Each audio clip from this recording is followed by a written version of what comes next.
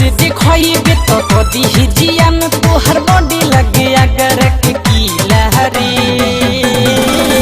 जब मारी होई छावरा हिला के तो भगबू चिल्ला के ई हवे सिवान जिला के जब मारी होई छावरा हिला के तो भगबू चिल्ला के ई हवे सिवान जिला के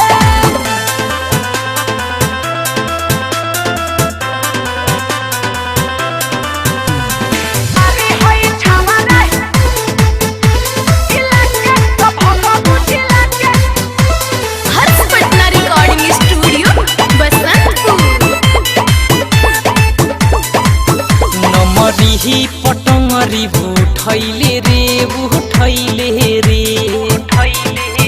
सारा लोगवा के मन तरसैले रे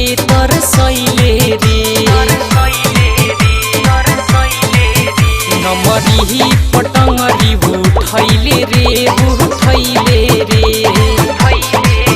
सारा लोगवा के मन तरसैले रे यूपी बिहार में कमाइल बड़े नाम नाचो तारे ढूंढिया देखा के सरेआम तोहे देखी बोले पाड़े जी के पीला रे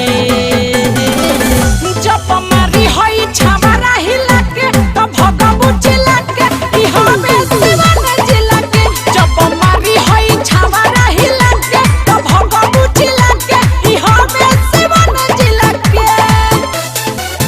जब मारी होई छावरा हिला के तो भगबू चिल्ला के भगबू चिल्ला के ई हवे सिवान जिला के हर्ष पटना रिकॉर्डिंग स्टूडियो बसंतपुर। चुलिया है पबुलिया है बोले दे राज गदर जवनिया के खोले दे चुलिया है पबुलिया है बोले दे राज गदर जवनिया के खोले दे माही मुकेश के बनवले भतार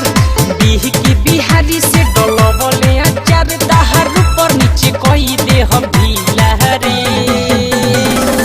जब मारी होई छावरा हिला के तो भगबू चिल्ला के ई हवे सिवान जिला के जब मारी होई छावरा हिला के तो भगबू चिल्ला के ई हवे सिवान जिला के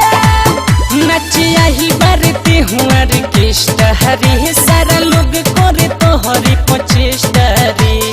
बारते नादान अभिनय खिसियान ओही से देखइबे तो कदी हिजियान तोहर बॉडी लगे अगर के कीला रे जब मारी होई छावरा